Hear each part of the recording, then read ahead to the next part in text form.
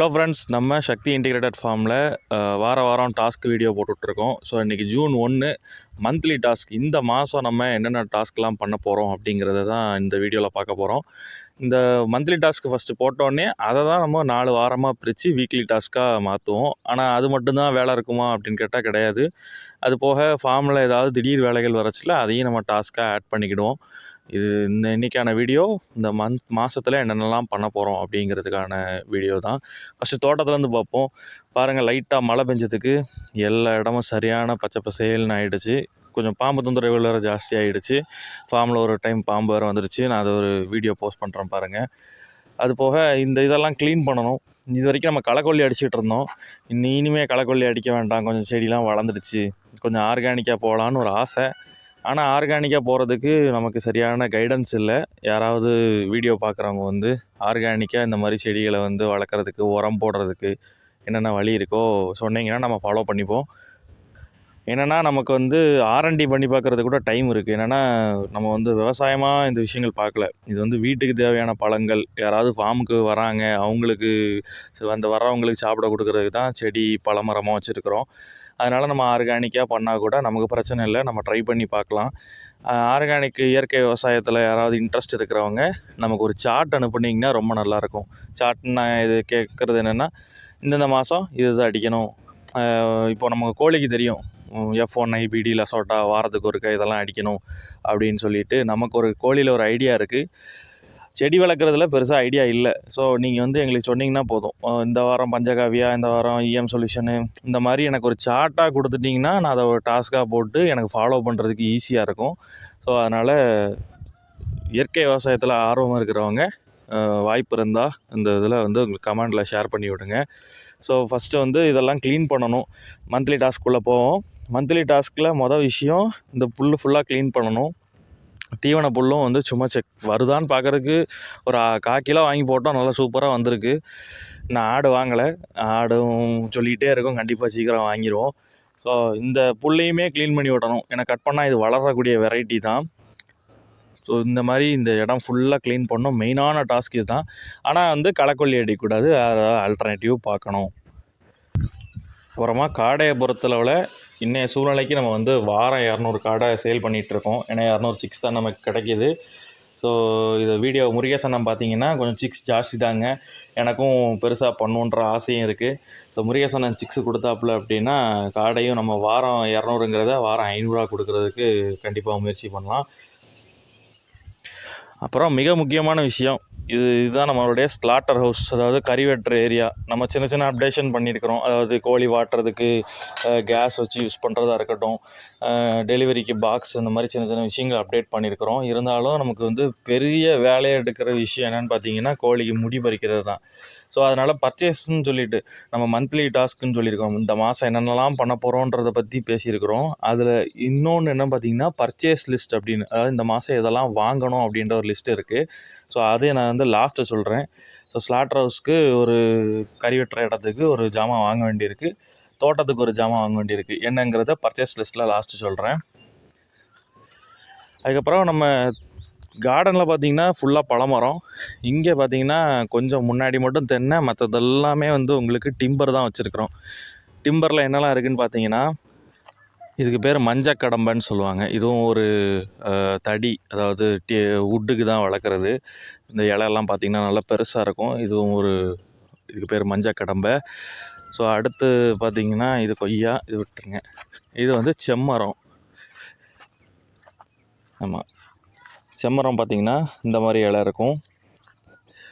இதுவும் இல்லை, இந்த லைன் ஃபுல்லாகவே மேக்ஸிமம் செம்மரம் தான் வச்சுருக்குறோம். இதுவும் செம்மரம் தான், இதுவும் செம்மரம் தான். இது மஞ்சக்கடம்பை, சாரி, இது வந்து ரோஸ்வுட்டு, ஈட்டி அப்படின்னு சொல்லுவாங்க இல்லையா, ரோஸ்வுட்டு, அதுதான் இது.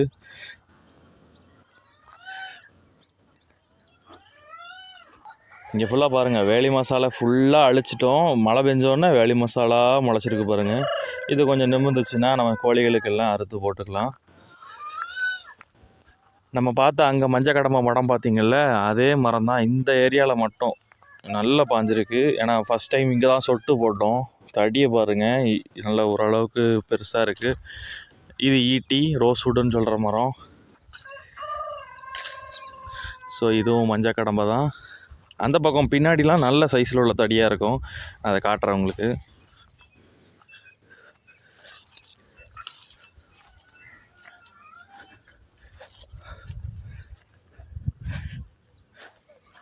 இந்த தடியெல்லாம் பாருங்கள், இது மஞ்சள் கடம்பை மரம் தான். நல்ல சைஸு, சூப்பராக தடி, நல்ல தடி. நம்ம மண்ணுக்கு மஞ்சள் கடம்பை சூப்பராக வந்திருக்குங்க. உரம் கிடையாது, ஒன்றும் கிடையாது, சும்மா கோழி உரம் அப்பப்போ அள்ளி போட்டதோடு சரி. நல்ல தடி. எனக்கு ரொம்ப ஃபேவரட்டான மரம் இந்த 2 தான். ஏன்னா இது பாருங்கள், நல்லா நீட்டு போக்காக சூப்பராக வளர்ந்துருக்கு. ஆனால் இதை பாருங்கள், ஹைட்டு கம்மி தான், ஆனால் தடியை பாருங்கள் எவ்வளோ தடின்னு. என்னால் ஒரு கைட்டு பிடிக்க முடியல, என் கையே கொஞ்சம் பெருசு தான். ஸோ என்னால் பிடிக்கவே முடியல, அவ்வளோ பெருசாக தடியாக இருக்குது. இது ஃபுல்லாகவே நமக்கு டிம்பர் தான். ஓகேயா. இந்த 2 பயலுக தான் ஓலையை ஃபுல்லாக கடித்து வம்பாக்கிறதே இவங்க தான். கீரிப்புள்ள தொந்தரவு ரொம்ப ஜாஸ்தியாக இருந்ததுனால நம்ம இந்த வலையெல்லாம் கலட்டி விட்டுருந்தோம். ஸோ இதெல்லாம் எடுத்து இந்த மாதம் வந்து இன்னொரு டாஸ்க் என்னென்னா, இந்த வலையை எடுத்து கட்டி விடணும். கட்டி மேய்ச்சலுக்கு கோழிகள் விடணும். கொஞ்சம் புல்லும் அதிகமாகிடுச்சு. அப்புறம் காடை ஷெட்டு நம்ம பார்த்துடலாம்.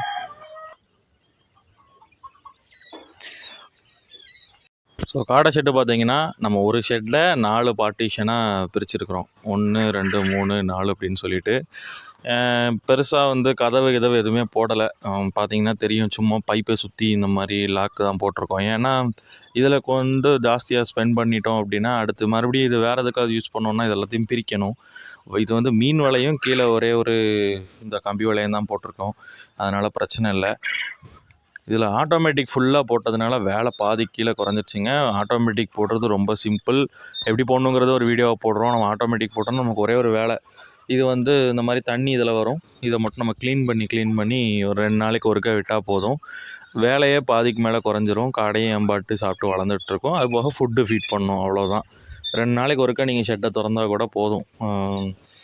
ப்ராப்பராக இருக்கும் பட்சத்தில் ஒரு 8 பார்த்துக்கிறது நல்ல விஷயம், அது இல்லைன்னு சொல்லலை.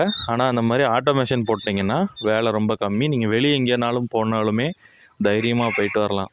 ஏன்னா ஃபார்ம் வச்சுருக்கிறவங்க ஃபேஸ் பண்ணுற முக்கியமான பிரச்சனை அதுதான். வெளியே எங்கேயுமே போக முடியாது. நம்ம இந்த மாதிரி ஆட்டோமேஷனில் இறங்கிட்டோம் அப்படின்னா, இந்த இப்போது வச்சுருக்கேன் பார்த்தீங்களா, இது 400 காடைக்கு 6 ஃபீடர் தான் வச்சுருக்கேன். இது 2லேருந்து 3 நாள் தாராளமாக ஓடும். நம்ம இதை பற்றி யோசிக்கவே வேண்டாம். ஆமாம். ஸோ இது ஒரு டைப்பு. இன்னும் ஒரு இதில் சின்ன வேலைகள் இருக்குது. என்னென்னா, இந்த கேப் இதில் கிடக்கிறதுனால இந்த மாதிரி 1, 2 காடைகள் மட்டும் வெளியே வந்துடுது. ஸோ இந்த காடைகள்லாம் வெளியே வர்றது எங்கே இருக்குன்றத பார்த்து கொஞ்சம் இந்த கேப்பெல்லாம் ஃபில் பண்ணி விடணும். அதுக்கப்புறம் முக்கியமான வேலை இந்த ஷெட்டில் தாங்க இருக்குது. இந்த ஷெட்டில் பாருங்கள், மேலே அவ்வளோ பெரிய ஓட்டை. ஸோ இதில் தான் வான்கோழி, நம்ம வாத்து எல்லாமே வச்சுருந்தோம். இதில் பிரச்சனை என்னென்னு பார்த்தீங்கன்னா, மேலே இந்த ஷெட்டு போட்டு 4 வருஷம் கிட்ட ஆகிடுச்சு. அதனாலேயே இந்த மாதிரி மேலே ஓட்டை விழுந்துருச்சு. ஸோ மழைக்கு முன்னாடி இந்த ஷெட்டை கண்டிப்பாக ரெடி பண்ணணும்.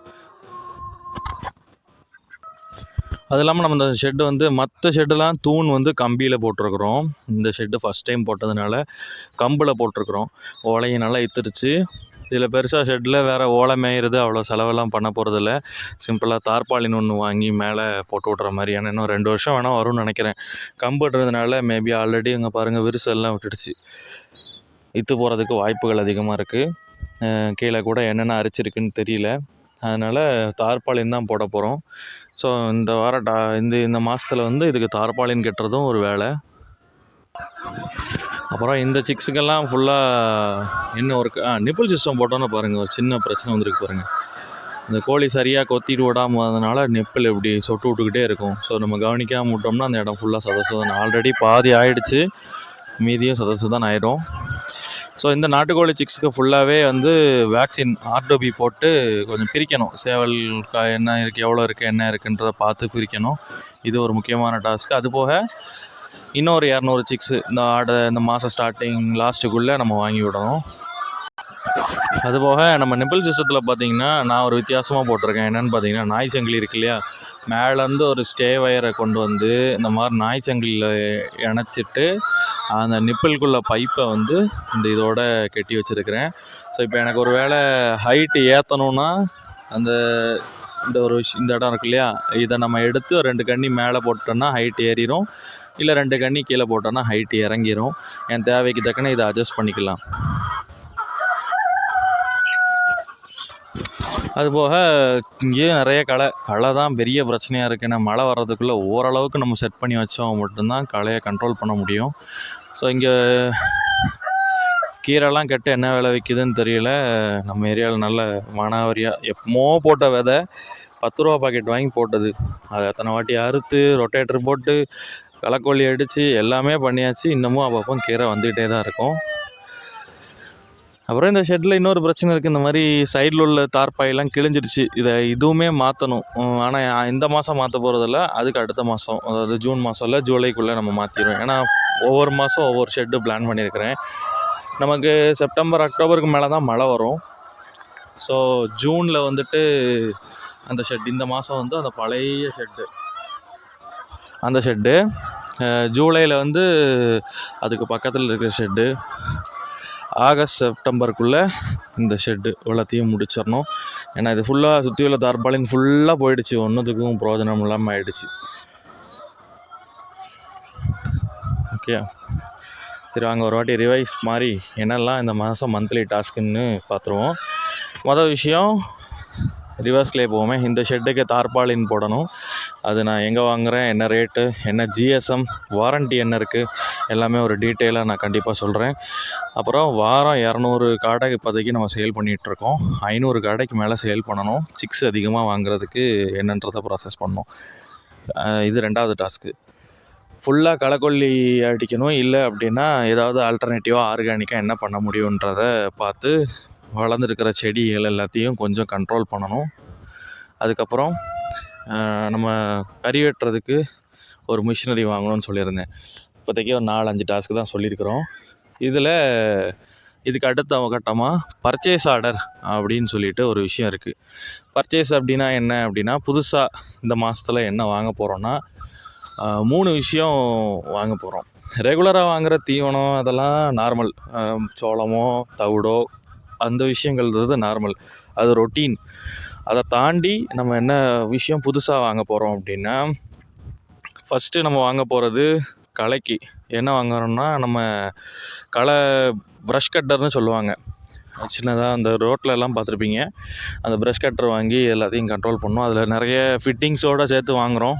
அது என்னங்கிறத நான் உங்களுக்கு டீட்டெயிலாக எக்ஸ்பிளைன் பண்ணி எப்படி இந்த மாதத்தில் வாங்கினோன்னா போடுறேன். 2வது விஷயம் வந்து தார்பாலின். நம்ம சொல்லியிருந்தோம் அந்த ஷெட்டில் உங்களுக்கு தார்பாலின் மேலே போடணும். அது என்ன ஜிஎஸ்எம் என்ன டீட்டெயில்ஸுங்கிறதையும் பர்ச்சேஸ் பண்ணிட்டு சொல்கிறேன்.